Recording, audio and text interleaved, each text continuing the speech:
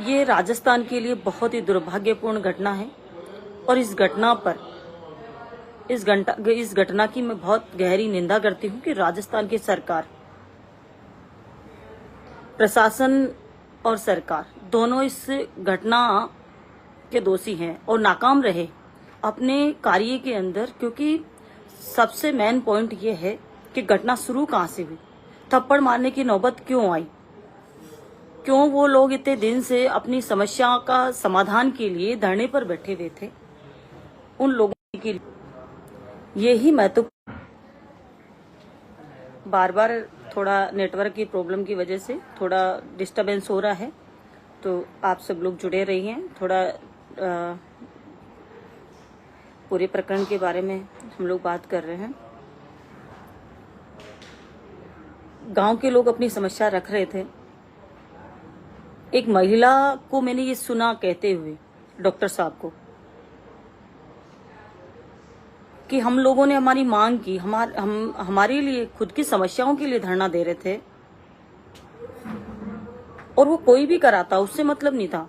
भाजपा का प्रत्याशी चले जाता, भाजपा के प्रत्याशी सरकार है उनकी, उनको सॉर्ट आउट करना चाहिए था। उस गांव के अंदर समझाइश करनी चाहिए थी। कलेक्टर मैडम को वहां बुला रहे थे तो क्यों नहीं जा रही थी कलेक्टर मैडम?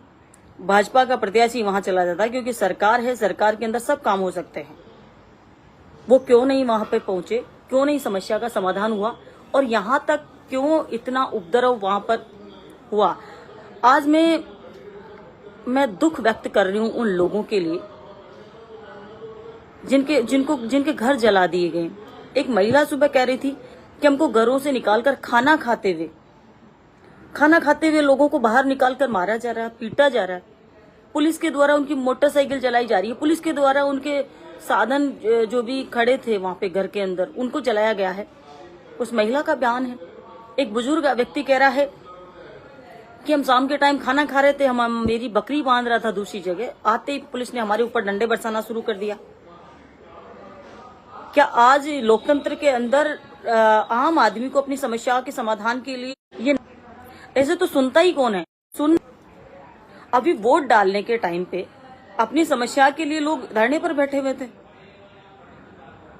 जबरदस्ती वोट कराने के बजाय प्रशासन को वहां जाके समझाइश करनी चाहिए थी। ये जितना भी घटनाक्रम हुआ, राजनीतिक घटनाक्रम जो भी हुआ, प्रशासनिक घटनाक्रम हुआ, उस सब में सबसे ज्यादा नुकसान किसका हुआ? उस गरीब जनता का, जिनका कोई दोषी नहीं है।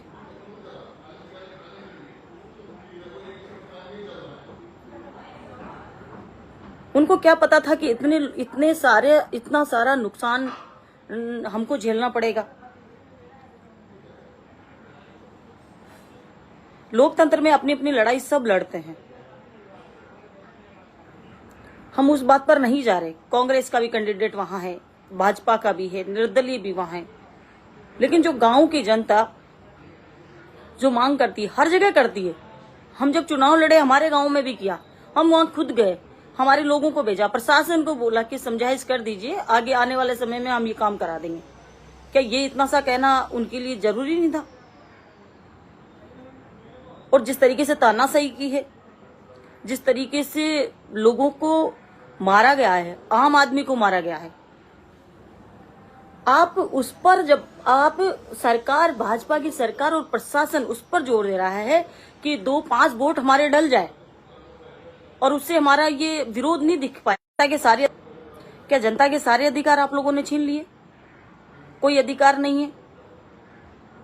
ये मणिपुर बनता हुआ दिखाई दे रहा है राजस्थान। कितने युवाओं की जिंदगी खराब होती जा रही है इसके अंदर।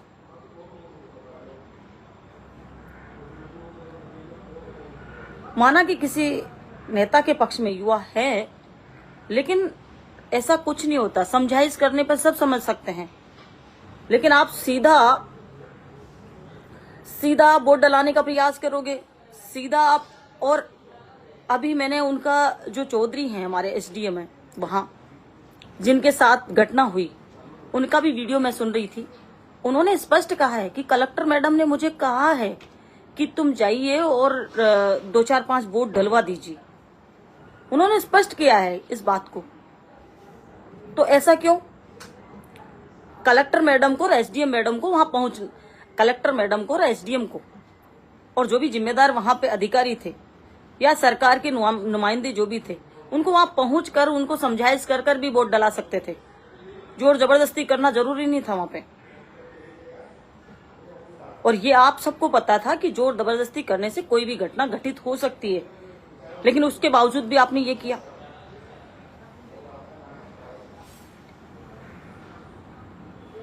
निर्दोष लोगों पर गोलियां चलाई गई, रात के समय, अंधेरे के समय वहां पर हमला किया गया। क्यों, क्या हो गया था? अगर नरेश मीणा को गिरफ्तार करना था तो दिन में क्यों नहीं किया आपने? उसी समय करना चाहिए था ना। नरेश मीणा को गिरफ्तार क्यों नहीं किया? क्योंकि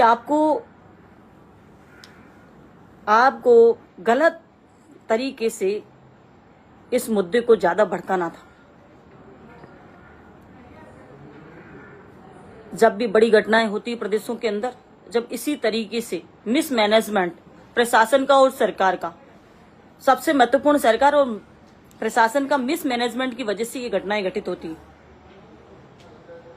इंसान होता है, समझाने पर सब समझ जाते हैं, अपने मुद्दों पर, अपने अधिकारों पर सब लड़ते हैं।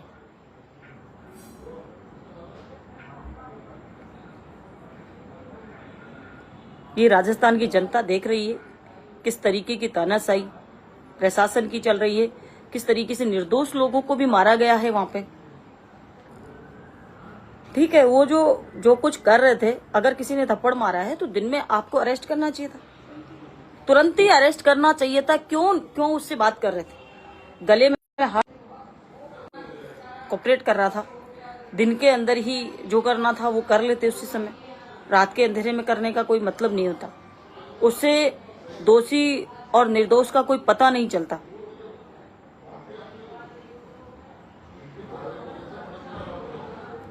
ये गलत है, मैं घोर निंदा करती हूँ इस मैटर की, और आगे से ऐसा नहीं हो।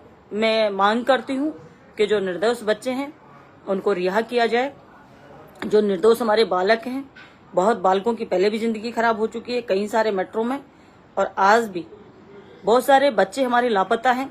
अभी सोशल मीडिया पे घटनाएं चल रही है, कुछ एक महिला की मौत हो गई बताएं, तो ये मुझे नहीं पता, लेकिन जो सोशल मीडिया पे जो चल रहा है, जो टीवी चैनल पे जो चल रहे हैं, वो चीजें बहुत ही दुर्भाग्यपूर्ण हैं।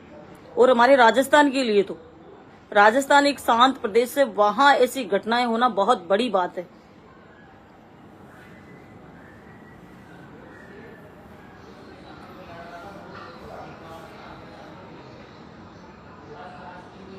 सरकार के मंत्री, सरकार के मुख्यमंत्री कभी कुछ बोलते हैं, कभी कुछ बोलते हैं। उनको खुद को ये पता नहीं कि हम लोग क्या हैं, किस पद पर हैं, क्या कर रहे हैं, राजस्थान की जनता के साथ क्या कर रहे हैं, राजस्थान की जनता हमसे क्या मांग कर रही है, किसी को कोई पता नहीं है।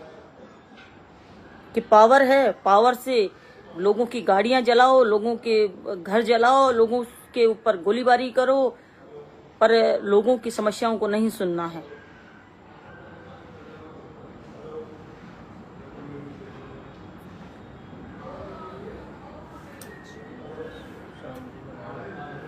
मैं मेरे युवा भाइयों से भी कहना चाहूंगी कि सभी लोग शांति बनाए रखें। ये तुम्हारी तरफ नहीं देख रहे हैं, ये समस्याओं की तरफ नहीं देख रहे हैं। इनका कार्य है कि तानाशाही रवैये के हिसाब से, तानाशाही शासन ये लोग करना चाहते हैं, तानाशाही तरीके से ये अपने राजस्थान की जनता को परेशान करना चाहते हैं।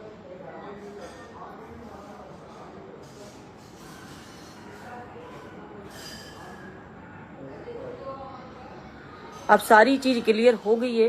जैसा अभी मैंने सुना, एसडीएम का बयान सुनने के बाद मैंने लाइव आने का निर्णय लिया है कि एसडीएम को कहा गया जोर जबरदस्ती से 3-4 वोट डलवा दो आप। ये बहुत ही गलत है, समझाइश करनी चाहिए थी आके। उनकी बात क्या है उनकी सुननी चाहिए थी। ये तुम्हारी जिम्मेदारी है, तुम्हारा दायित्व है, प्रशासन का दायित्व है, कलेक्टर महोदय का दायित्व था ये। लेकिन ये नहीं करके, आदेश करके और किसी अधिकारी को वहां भेजकर जोर जबरदस्ती करना बहुत ही गलत है। और जिनसे वोट डलवाए वो भी आप लोगों की निंदा कर रहे हैं, वो भी ये कह रहे हैं कि हमसे जबरदस्ती करके डलवा रहे हैं। जो जो इस प्रकरण में दोषी है उन सबके ऊपर कार्रवाई होनी चाहिए, चाहे फिर सरकार के प्रशासनिक अधिकारी हो, चाहे सरकार के लोग हों, चाहे फिर कोई अन्य। एक तरफा कार्रवाई का कोई महत्व नहीं बनता है।